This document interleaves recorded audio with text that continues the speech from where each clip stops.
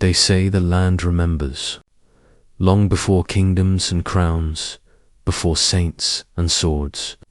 There was only the green mist that rose over Iother, ancient name for Islander place that seemed to breathe history itself. If you listen closely, even now, you can almost hear the whisper of wind over stone forts, the echo of prayers in long-abandoned monasteries, and the murmur of chieftains around the fires of forgotten hills. Tonight, as you drift into the story of medieval Ireland, let that mist surround you. Sit back, relax, and let time slow down as we descend into an age when faith clashed with power and legends shaped reality. Our journey begins in the early Middle Ages, when Ireland stood apart from the rest of Europe, a land of scholars, monks, and mystics. While the continent reeled from the fall of Rome, Ireland became a beacon of learning. Monasteries like Clonmacnoise and Glendalough flourished, filled with illuminated manuscripts and chants that seemed to touch eternity. Some called this the Age of Saints and Scholars, when monks carried the light of knowledge across darkened lands.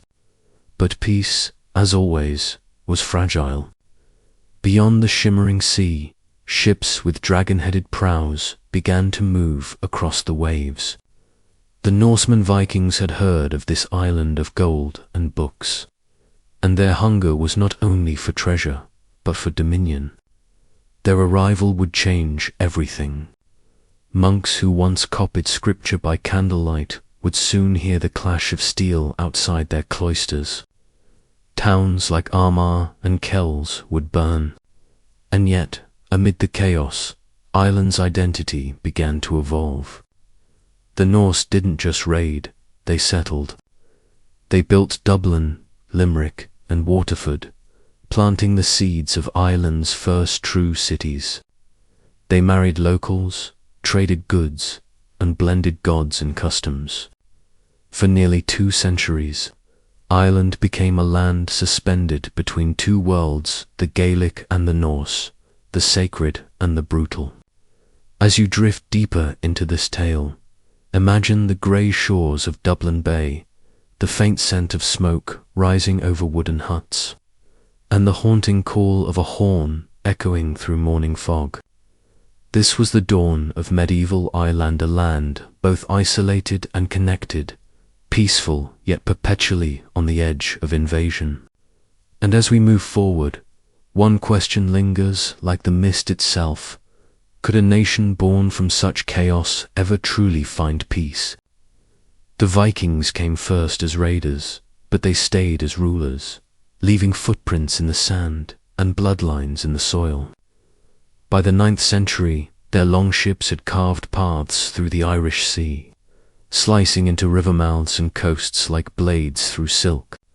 At first, they came for plunder, the shimmering chalices of monasteries, the ornate crosses of gold, the finely bound manuscripts that monks guarded with trembling hands. But soon they realized there was more to take: land, power, and legacy. The Norsemen began to build fortified settlements called longforts, and from these strongholds rose the first true towns of Ireland. Dublin was born not as a city of peace, but as a Viking base, a marketplace for silver, amber, and slaves. Beneath its smoky thatched roofs, Norse and Gaelic tongues blended, bargains were made, and lives were sold. Yet time, as always, changed the invaders. The Vikings who once came with axes now married Irish daughters, adopted Irish laws, and began to see the island not as a conquest but as home. By the 10th century, the line between Viking and Gael had blurred. They were no longer strangers, they were the Hibernians, a hybrid people caught between sea and soil. Still, beneath this uneasy coexistence, ambition smouldered. Chieftains sought to unite Ireland, to bind its dozens of kingdoms into one rule, one high king. Among them rose Brian Boru, a man of iron resolve from the kingdom of Munster. He saw what the Norse had taken and what the Irish had lost. He fought to reclaim it all, not through small battles, but through vision. His dream was an Ireland free of foreign rule and internal strife, and for a brief, shining moment, he succeeded.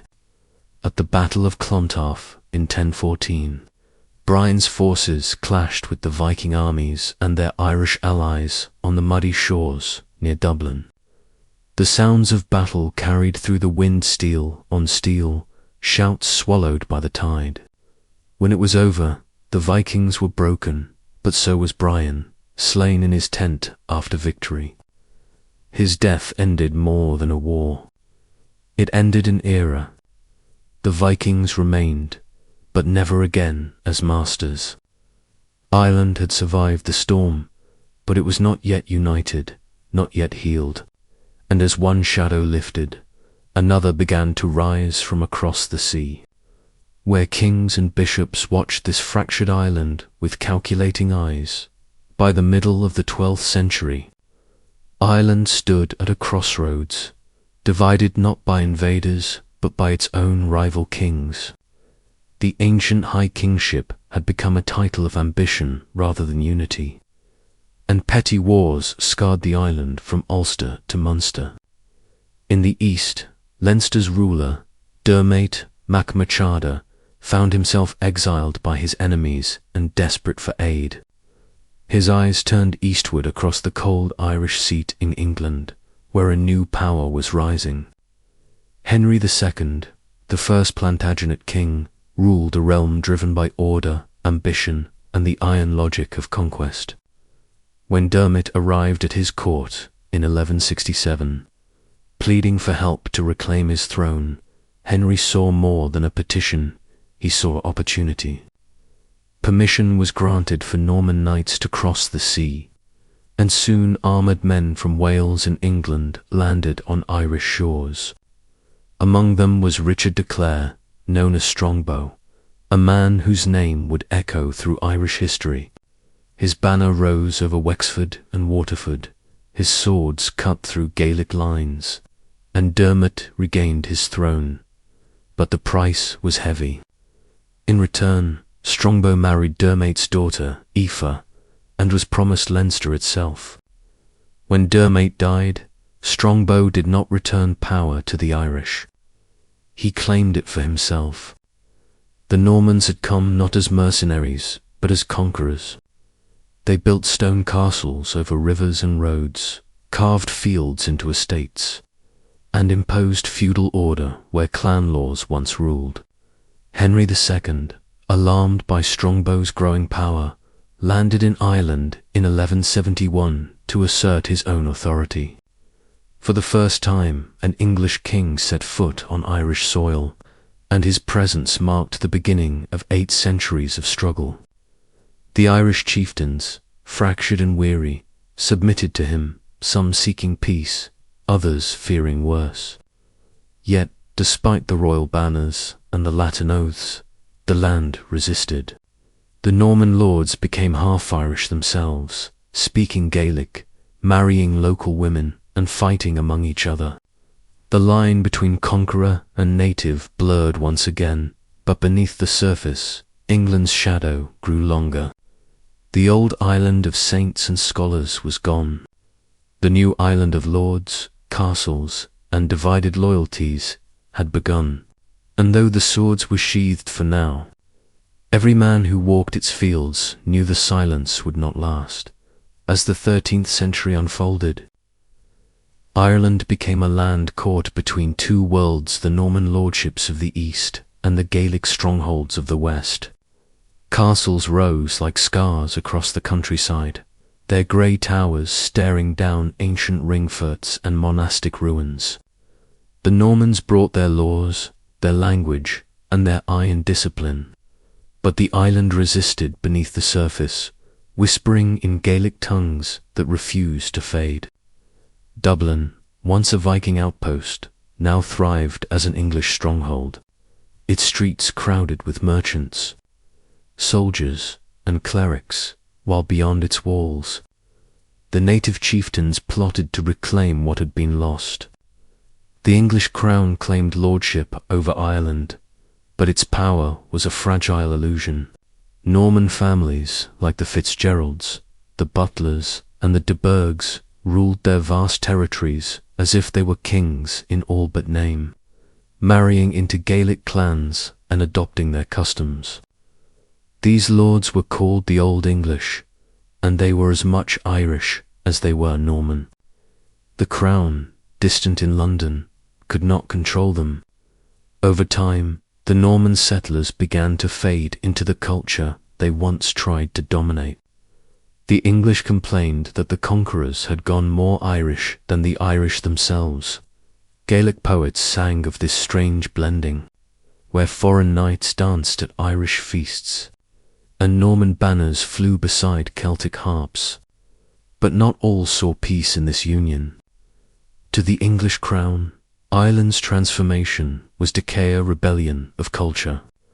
Laws were passed to stop intermarriage, to ban the Irish language, and to forbid the wearing of Irish dress, yet these efforts fell to dust.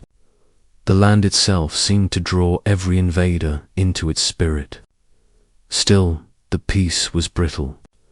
Beneath every alliance lingered suspicion, and every truce was a pause before another storm. By the late 1200s, the Gaelic clans began to rise again, striking at Norman castles, reclaiming lands, and reawakening their old sovereignty. The English grip, once tight, began to loosen. It was said that beyond the Pale, the fortified region around Dublin, the king's law no longer ran. The rest of Ireland was wild, untamed, and fiercely independent, and as the wind howled through ruined towers and empty halls, the question grew louder: who truly ruled this island, the conquerors, or the conquered who had turned the conquerors into their own?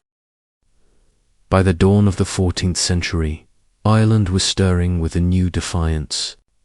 The Norman lords, once invincible, were losing their grip as Gaelic chieftains reclaimed the mountains, forests, and fields that had been theirs for centuries. Across Connaught, Ulster, and Munster, clans like the O'Neills, O'Briens, and O'Connors rose again, their war cries echoing through valleys where English banners once waved. The island was shifting back into Irish hands, not through diplomacy, but through endurance. The Normans had built stone walls, but the Gaels had the land itself, the bogs, the woods, the rivers that swallowed entire armies. The English called this the Gaelic resurgence, but to the Irish, it was simply the return of what had always been. Even famine and plague could not stop it. When the Black Death swept across Europe in the mid-14th century, Ireland did not escape. The disease crept through ports like Dublin and Drogheda, killing thousands. The Norman colonies weakened, their manners abandoned, their armies thinned. But in the wild lands of the west and north, Gaelic society endured, protected by distance and isolation. The chieftains rebuilt their courts, poets sang once more in Gaelic, and laws were spoken again under the ancient Brehon Code. To the English crown, Ireland was slipping away, its lordship reduced to a narrow strip of control around Dublin, the Pale. Beyond it lay what the English chroniclers called the land of war. Yet even within the Pale, English loyalty was uncertain. Many of the old Anglo-Norman families had turned their allegiance to Irish kings, finding kinship and freedom among the people they once subdued. The Crown issued desperate edicts to restore English order. The Statutes of Kilkenny in 1366 forbade intermarriage, the use of the Irish tongue, or even the adoption of Irish customs. But no law could stop what the land had already reclaimed. Gaelic pride had risen again, older than conquest, older than kings. The English presence remained, but it was no longer feared. It was tolerated, watched, and occasionally struck down. As the fires burned low in stone halls and the cold mists of evening settled over ruined castles, Ireland waited, restless and undefeated. A fragile balance held between two worlds, one written in parchment, the other carved into the earth itself. And in that uneasy silence, both sides knew that the peace could not last forever. By the late 14th and early 15th centuries, Ireland had become a fractured world, divided by invisible lines of loyalty and fear. Within the Pale, the small fortified region surrounding Dublin, English law, language and custom clung to survival like ivy on crumbling stone. The Pale's farmers tilled their fields beneath the watchful eyes of castle guards. Its merchants whispered prayers to London, and its lords still claimed to serve the distant English king. Yet beyond its borders stretched the untamed expanse of Gaelic Ireland, a vast wilderness of mountains, bogs, and forests ruled by chieftains who bowed to no crown. There the old ways thrived. Bards sang by firelight, Druids' descendants spoke of stars and seasons, and the Brehons judged disputes beneath sacred trees. It was a land of cattle raids, shifting alliances, and fierce independence. To the English chroniclers, this was chaos.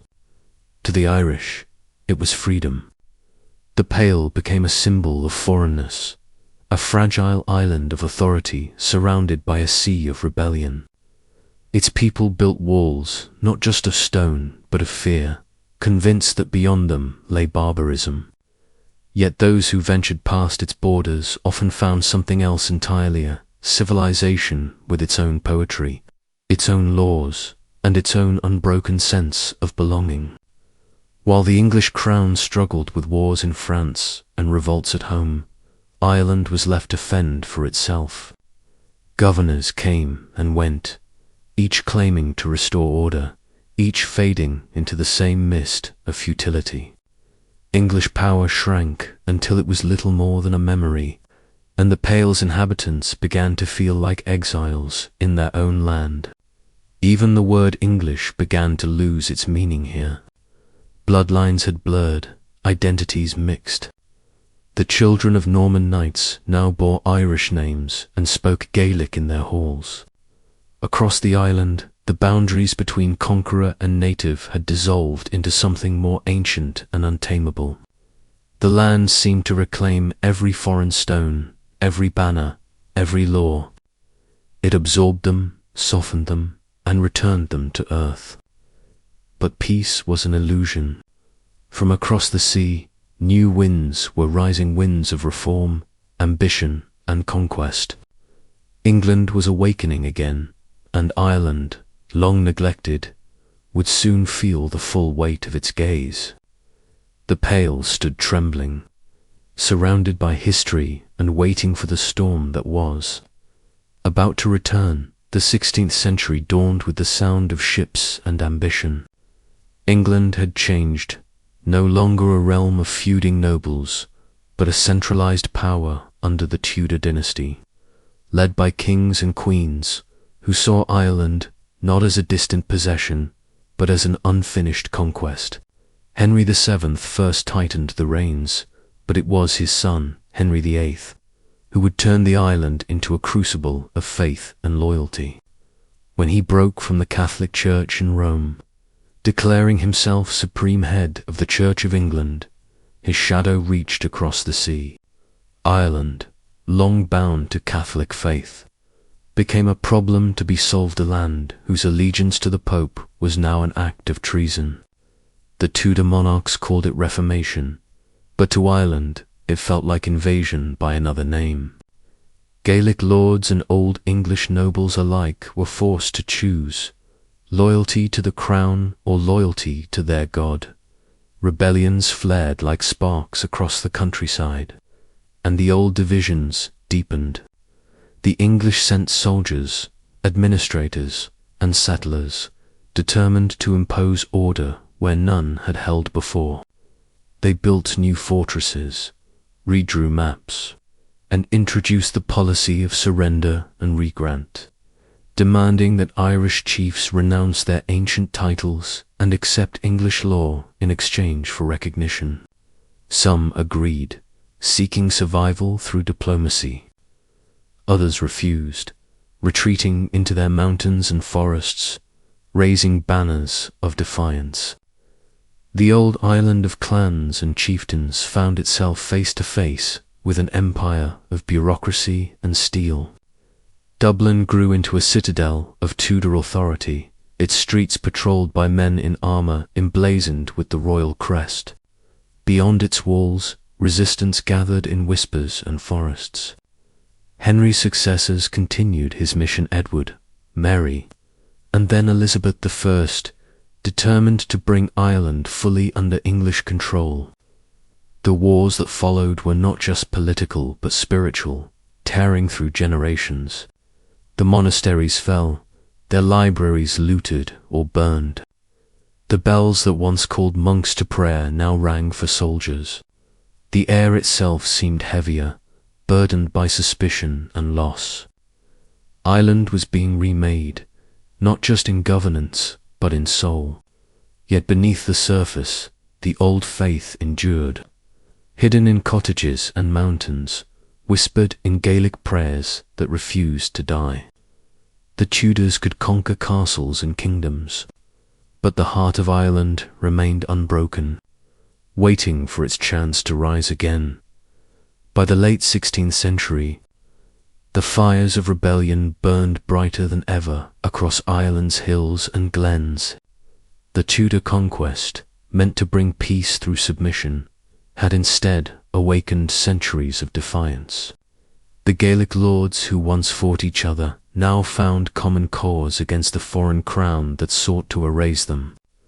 The greatest of these uprisings came from the north, led by Hugh O'Neill, the Earl of Tyrone, a man both shaped and betrayed by English ambition. Raised in their courts yet bound to the old ways, O'Neill understood both his enemy and his people. When the English demanded obedience, he gave rebellion instead. His armies moved like shadows through Ulster's forests, striking forts, ambushing supply lines, and vanishing into mist before the enemy could regroup. This conflict, known as the 9 Years' War, became the bloodiest struggle of the Tudor age. It was not merely a clash of armies, but of civilization's Irish tradition against English reform, Catholic faith against Protestant rule, freedom against empire. The English forces under Lord Mountjoy burned villages and starved civilians, determined to break the spirit of resistance. Fields were scorched, crops destroyed, and famine followed like a vulture. Yet still, O'Neill held the line.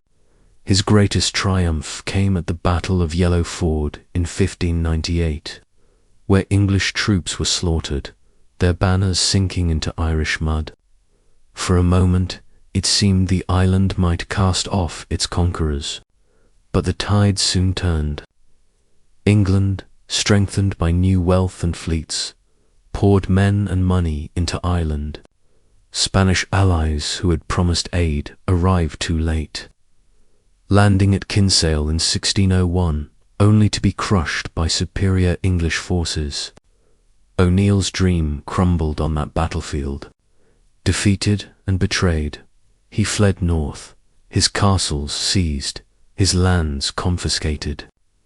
In 1607, he and other Gaelic lords sailed into exile in an event forever remembered as the flight of the Earlsa, quiet departure that marked the end of Gaelic Island.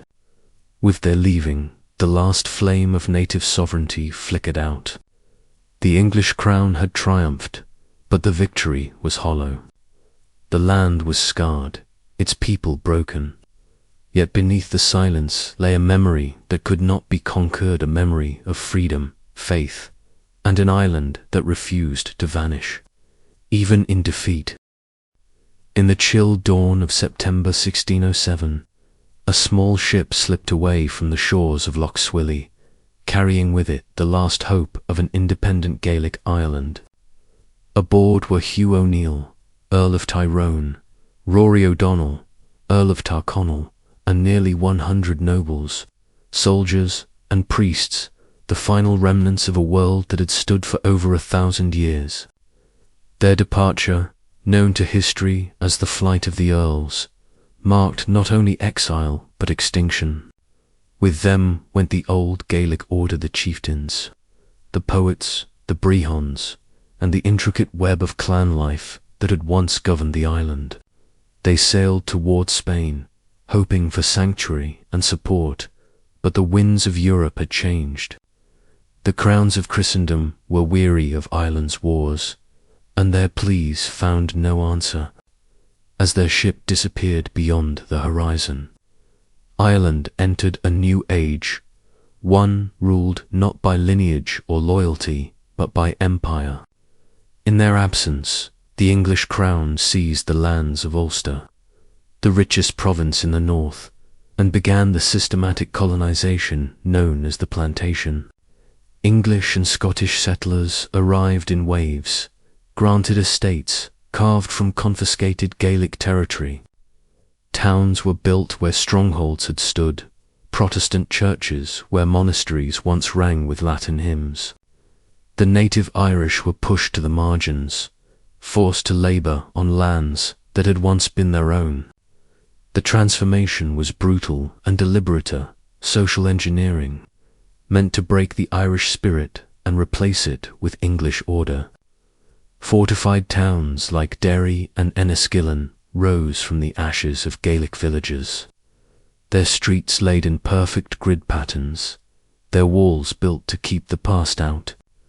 Yet even as new maps were drawn, the old island lived on in secret. Songs whispered of the Earl's return, of ships that would one day come again across the sea. Farmers hid relics of saints beneath their hearthstones. Monks copied forbidden prayers in hidden valleys, and children learned old stories by candlelight, their words carrying the weight of a vanished world. The English crown called it progress. The Irish called it survival. The flight of the Earls had ended one era and begun another age, where Ireland would no longer be ruled by its own, yet never stopped dreaming of the day it might be again, when the Earls fled. The crown wasted no time in seizing what they left behind. The Ulster plantation became not merely a land grant, but a blueprint for conquest through settlement. By 1609, surveyors, soldiers, and clerks mapped the confiscated lands of 6 entire counties: Armagh, Cavan, Coleraine, Donegal, Fermanagh, and Tyrone. This was no random scattering of estates, but a deliberate, calculated system. The English government divided the territory into neat parcels, assigning them to undertakers, servitors, and deserving natives. Undertakers were English and Scottish landlords obligated to bring settlers, build fortified houses, and populate the land with loyal Protestant tenants. Servitors, often veterans of Ireland's wars, received smaller holdings in return for enforcing order. The native Irish, dispossessed and broken, were permitted only the poorest lands, if any at all. From the beginning, the plantation was a social experiment cloaked in the language of progress. Streets were laid out with geometric precision. Markets and churches were erected at the heart of new towns. Derry became Londonderry, symbolizing its transformation from Gaelic stronghold to English outpost, its new name bearing the mark of the London companies that funded its colonization. The English settlers brought not only new customs and laws, but a new faith. Protestantism, enforced by royal decree, became the official creed of Ulster, while the old Catholic religion was driven underground. This mingling of faith and land ownership turned spiritual belief into a measure of loyalty. To be Protestant was to belong. To be Catholic was to exist in exile, even at home. For the displaced Irish, the the land itself became memory. They looked across fields that once bore their ancestors' names and saw in them the ghosts of a world that had been rewritten. Yet, even as the plantation imposed order, it bred resistance. Old clans retreated to the hills, forming hidden networks of loyalty and defiance. Secret masses were held in forest clearings, and whispered oaths bound families to the dream of reclamation. The plantation's walls and laws sought to make Ireland English, but beneath every foundation stone lay the quiet heartbeat of the land itself, ancient and unyielding. The crown believed it was building permanence, but in truth, it was planting the seeds of centuries of unrest roots that would grow deep, winding their way through generations until they could no longer be contained beneath the surface of plantations and new towns. Ireland's soul was still bound to the old faith. Catholicism, though outlawed, refused to die. It moved underground into secret barns, forest glades, and hidden chapels dug into the earth itself. Priests disguised themselves as farmers, traveling by night to deliver sacraments, while families risked everything to shelter them. Every whispered prayer was rebellion, every rosary bead a weapon of defiance. The English crown viewed the church as more than a spiritual threat, was a foreign allegiance, a chain connecting Ireland to Rome, and by extension to Catholic Europe. In a world where religion and politics were indistinguishable, faith became treason. Yet it was precisely this persecution that gave Irish Catholicism its unbreakable strength. It became not merely belief, but identity and inheritance passed through silence and suffering. Across the land, monasteries that had once stood tall now lay in ruins, their stones scavenged for English forts. But the memory of their chants lingered. Old women taught prayers in Latin they did not understand. Children learned to cross themselves in secret, a gesture as old as their bloodlines. The crown's attempts at conversion were relentless. Schools were established to teach English customs and faith, while Irish children were taught to renounce their heritage for royal favour. Yet, even among converts, the old traditions crept through saints, reimagined as local heroes. Festivals blending pagan memory and Christian ritual.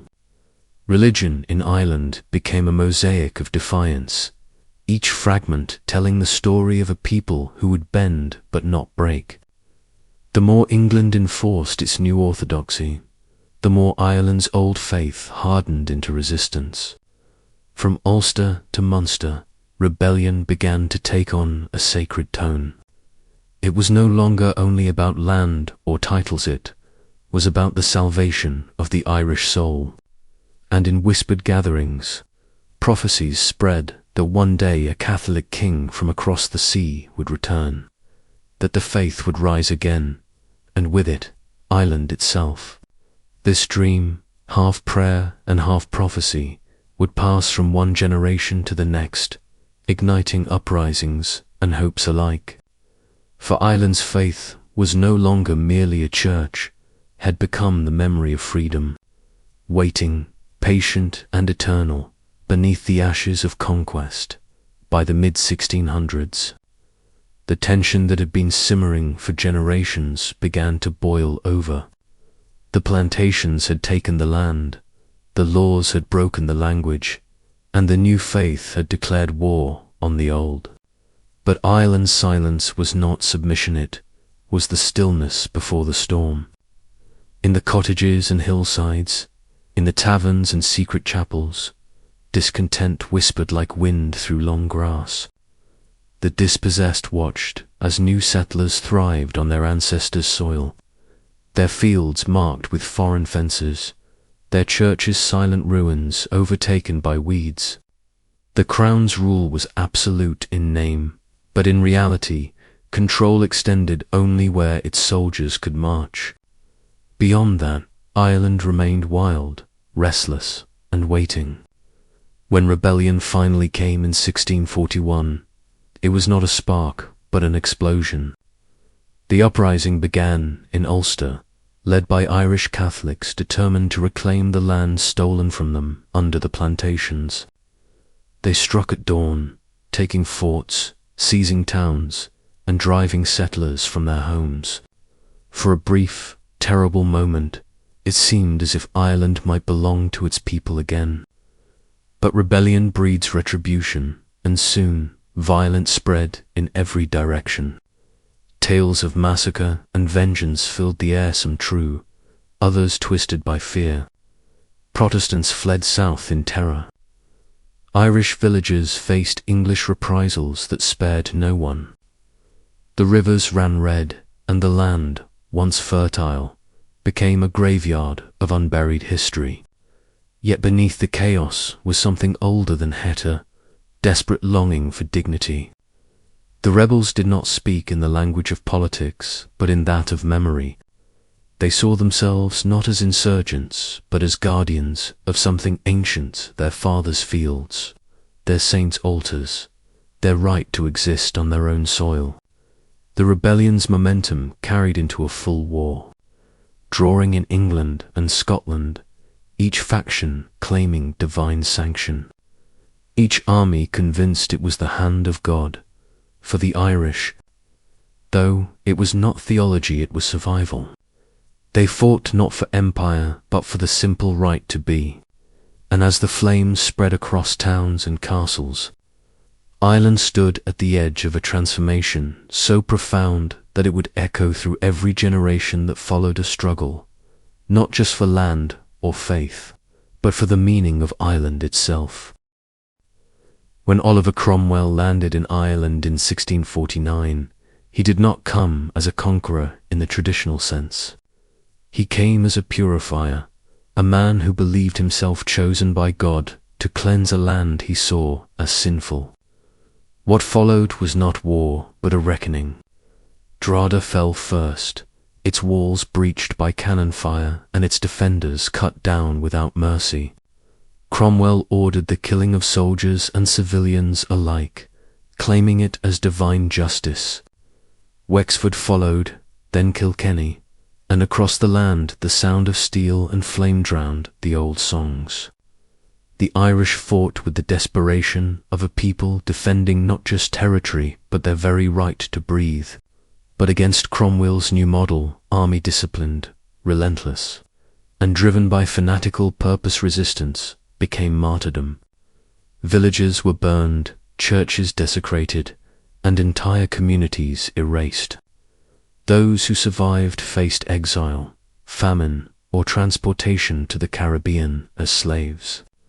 To hell or to Connaught became the crier sentence of death by sword or starvation, as countless families were forced westward to the barren lands beyond the Shannon. The old Gaelic order was shattered beyond repair, its chieftains dead or dispossessed, its poets silenced. Yet even in ruin, Ireland did not yield completely. Hidden masses continued in secret glens. The Irish tongue survived in whispers, and beneath the ashes, the spirit of defiance smouldered. Cromwell's campaign turned the land itself into a wounded scar that would never fully heal.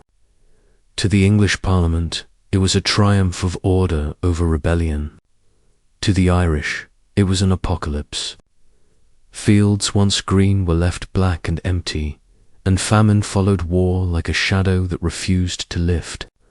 But in the ruins, something unbreakable took shape, a memory of suffering so profound it became part of the national soul. Centuries later, the name Cromwell would still be spoken with venom, not just as a man, but as a curse, a ghost haunting the Irish mind. For what he tried to extinguish was not rebellion, but identity, and in doing so, he made that identity immortal. From this darkness, Ireland's future rebellions would draw their fire, fueled not by victory, but by loss, not by hope, but by the sacred duty to remember. When the guns of Cromwell's conquest finally quieted, a new weapon emerged: law. In the early 18th century, the penal laws descended upon Ireland like a silent frost, stripping away what little freedom remained. Catholics were forbidden to own land, hold office, bear arms, receive education, or practice their faith openly. The Irish gentry, once proud and rooted in ancient lineage, were forced to watch as their estates passed into foreign hands. A man could lose his land if his son converted to Protestantism. A priest could be hunted like an outlaw. The purpose was not merely control but erasure to grind a culture, a faith, and a people into submission without ever firing a shot. Across the countryside, secret schools known as hedge schools sprang up in defiance, where children learned by the side of fields, reciting forbidden prayers and lessons whispered in Irish, in the dark corners of cottages. Mass was said by candlelight, the windows shuttered, the sound of the priest's voice blending with the wind. The penal era was not a war, yet it drained the soul of a nation more effectively than any army. Ireland's people became tenants in their own homeland, labouring for landlords who saw them as expendable. Hunger and humiliation walked side by side, and the memory of freedom became a ghost story told around fires. Yet beneath that silence, something stubborn endured a quiet faith that refused to die. The old songs were sung softly, the stories of saints and rebels passed from parent to childlike sacred relics. In the towns, a new class of Irish began to rise: merchants, teachers, poets who learned to navigate the system even as they dreamed of overturning it. The penal laws were designed to make the Irish forget who they were, but instead they taught them patience, discipline, and the power of endurance. The more they were told they were less than human, the more they began to dream of redemption. It was a century of shadows, but within those shadows grew the seeds of awakening. The empire believed it had broken Ireland completely. It did not see that beneath the silence, a heartbeat remained steady, defiant, waiting for the day when the land would remember its name once more. By the late 18th century, the silence that had blanketed Ireland began to tremble. Enlightenment ideas from Europe seeped across the Irish Sea, mingling with the old hunger for freedom.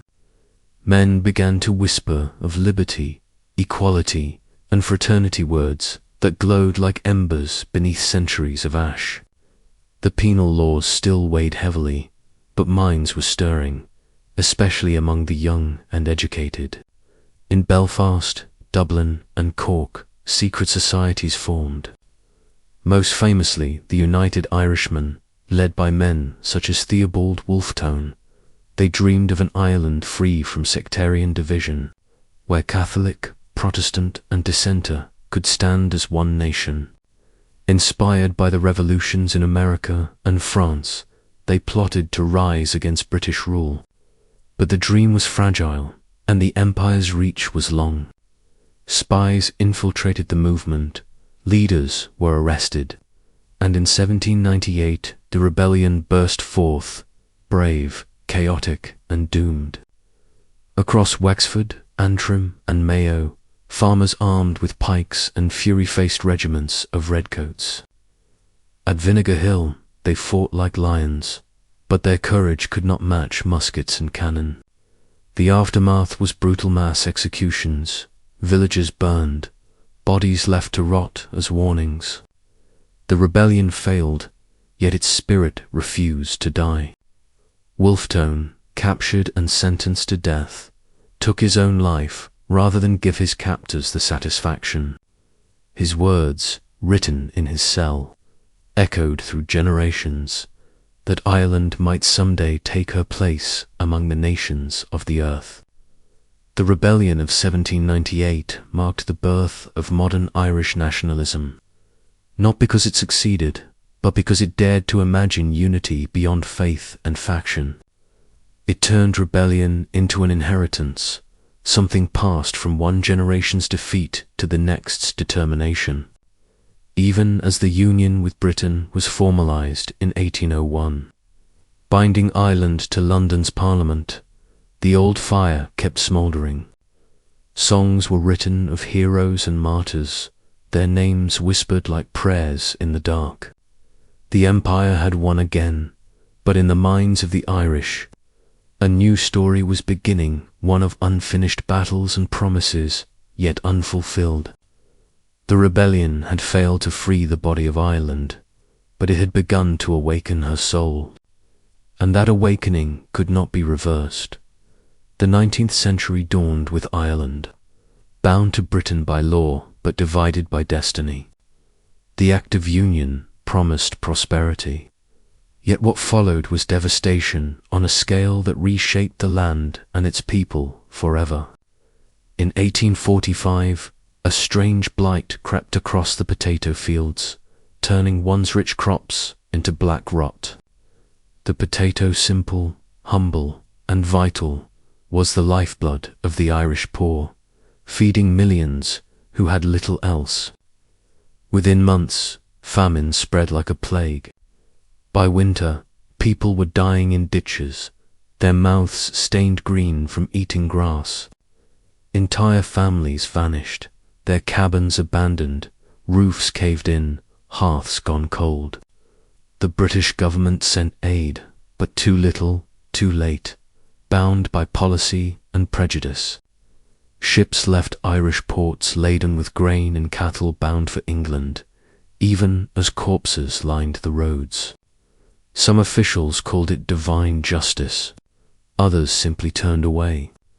Between 1845 and 1852, over 1 million died, and another 1 million fled, crowding coffin ships bound for America, Canada, and Australia, where many never arrived.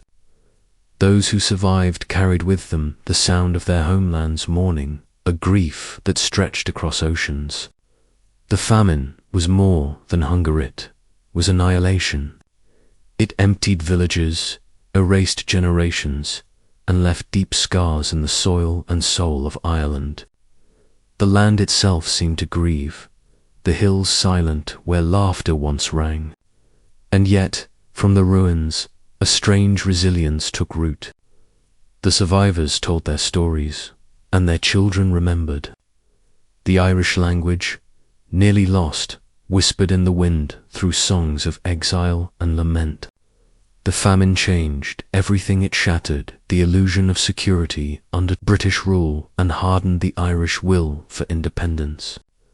Those who emigrated carried their anger abroad, building new lives but never forgetting the island that had abandoned them. In America, Irish communities grew strong and political, shaping the future battles for their homeland from afar. The famine was not just a tragedy, it was a turning point. It taught Ireland what it meant to be forgotten, and it forged an identity rooted in suffering, endurance, and memory. Long after the fields grew green again, the echoes of the great hunger haunted every storm, every prayer, every song that dared to remember the dead. After the famine's shadow began to lift, Ireland found itself in chains, once more, not of hunger, but of ownership. The land, always the heart of Irish struggle, was still controlled by absentee landlords, many living comfortably in London while their tenants toiled in poverty. The fields that had once fed generations were now symbols of injustice, each acre a reminder of those who starved beneath it. But the people had changed. The famine had stripped them of fear. Out of this simmering anger arose the Land League, founded in 1879 by men like Michael de Witt and supported by Charles Stewart Parnell, the uncrowned King of Ireland. Their mission was simple and dangerous: to break the power of the landlords and win back the soil of Ireland for her people. Across the countryside, tenants refused to pay rent, boycotted cruel landlords, and stood together in defiance. It was not just rebellion, it was revolution by patience, by endurance, by solidarity. Evictions became acts of war, the removal of a family from their cottage, a public spectacle that ignited outrage. Women threw boiling water at sheriffs, priests blessed the fields of resistance, and newspapers carried tales of courage that inspired millions. The British government responded with force police soldiers, arrests, but the tide could not be stopped. The land wars were fought not with armies, but with voices, with unity, with the belief that justice could grow from the ground itself. Slowly, victories came. The Land Acts of the late 19th century allowed tenants to purchase their holdings, piece by piece reclaiming the island from foreign hands. For the first time in centuries, Irish families began to own the land they worked, to walk the fields not as servants but as heirs. Yet the struggle was never purely about property, it was about dignity, identity, and the right to belong. The land had always been Ireland's soul, and in reclaiming it, the people were reclaiming themselves. The movement also awakened a deeper question. If the land could be won back, why not the nation itself? In the quiet of rural nights, that thought spread like wildfire. Freedom was no longer a dream whispered in secret. It was beginning to sound like destiny. As the 19th century waned and the 20th began to stir, Ireland's heart turned once again to its oldest inheritance, its culture. The wars for land had restored the body, but the soul still yearned for recognition. Centuries of conquest had tried to erase the Irish tongue, the old myths, the rhythms of music and poetry that once filled every hearth. Yet in the quiet corners of cottages and the wind-swept schools of the West, those traditions had survived, waiting for their hour to return. Around 1893, that hour came. The Gaelic League was founded, dedicated to reviving the Irish language, not as a relic, but as a living heartbeat of national pride. Suddenly, the old words found new breath, and songs once sung in secret echoed again through the countryside. The Celtic revival soon followed, a movement of writers, painters, and dreamers who sought to reawaken the ancient spirit of Ireland through art. W.B. Yeats, Lady Gregory, and J.M. Singh looked to the myths of Suchu Lane, the fairies and the misty hills to remind Ireland that her soul was not lost, it was merely sleeping. Theatre, poetry, and music became weapons sharper than swords, whispering rebellion through beauty. In Dublin's coffee houses and country parishes alike, a sense of destiny grew, an awareness that a nation's freedom begins in its imagination. The revival was not only about language or art, it was about memory, about refusing to let the empire define who the Irish were. While politicians debated home rule and landlords still clung to their estates, poets and teachers were quietly building a different kind of revolution, one of spirit, not blood.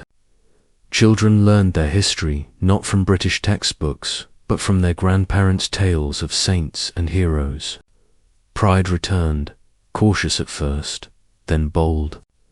The flag that would someday rise above a free Ireland was not yet sown, but its colours were already visible in the minds of those who dreamed. The revival taught a simple truth. Before a people can free their land, they must first free their story. And by the dawn of the 20th century, that story was no longer silent. It was beginning to sing again, in the voice of a nation remembering who it had always been. By 1916, the song of revival had turned into a call to arms.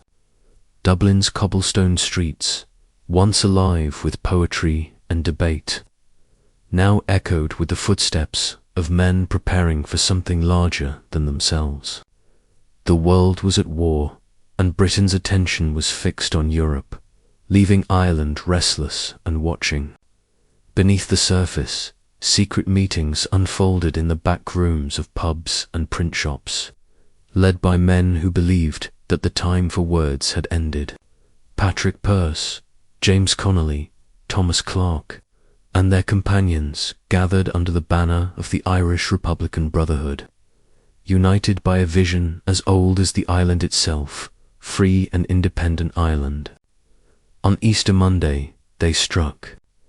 They seized key buildings in Dublin, most famously the General Post Office, and from its steps Pearse read aloud the proclamation of the Irish Republic, declaring a sovereign nation in defiance of an empire that ruled the seas. For 6 days, they held their ground. The British Army responded with overwhelming force artillery, gunfire, and firebombs that turned the city into rubble. Civilians were caught in the crossfire, and the rebellion that began with poetry and purpose ended in smoke and ruin.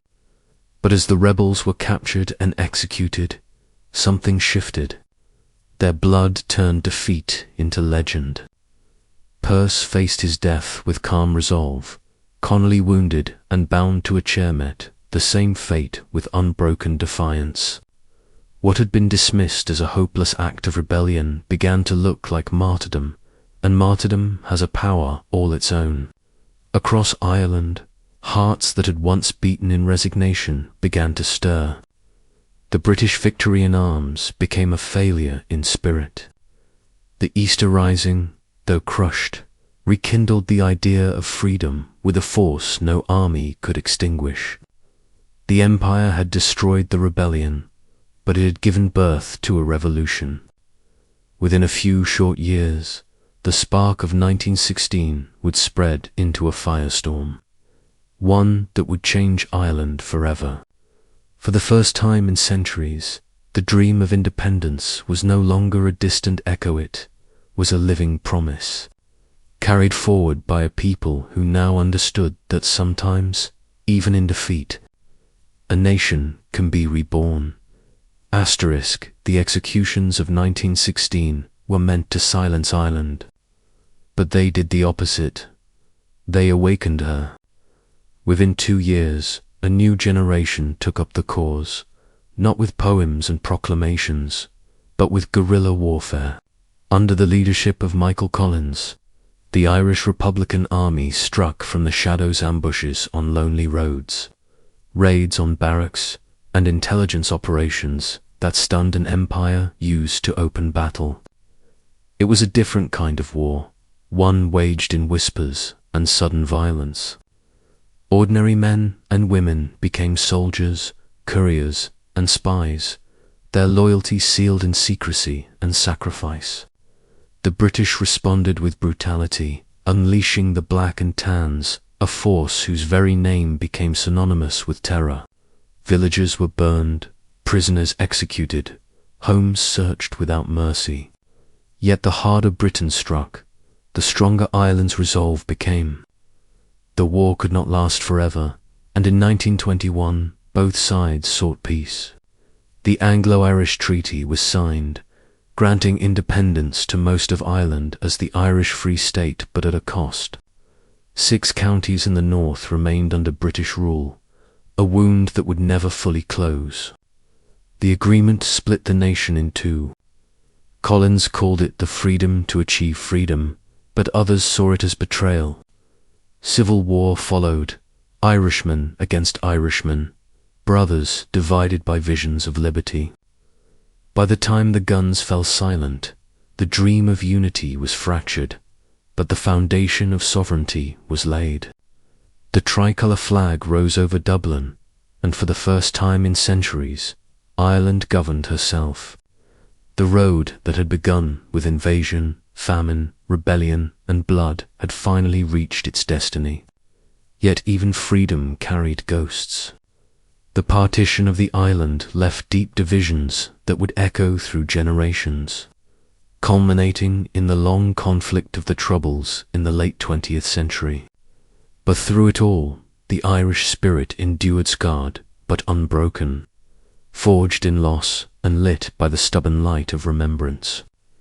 The story of medieval Ireland, of conquest and resistance had become the story of a nation reborn. From Viking longships to Cromwell's shadow, from famine's despair to the Easter flame, the island had passed through every darkness and still found dawn. And so, as you drift into sleep, remember the history of Ireland is not one of defeat, but of return. Again and again, the land remembers, and in its remembering, it refuses to die.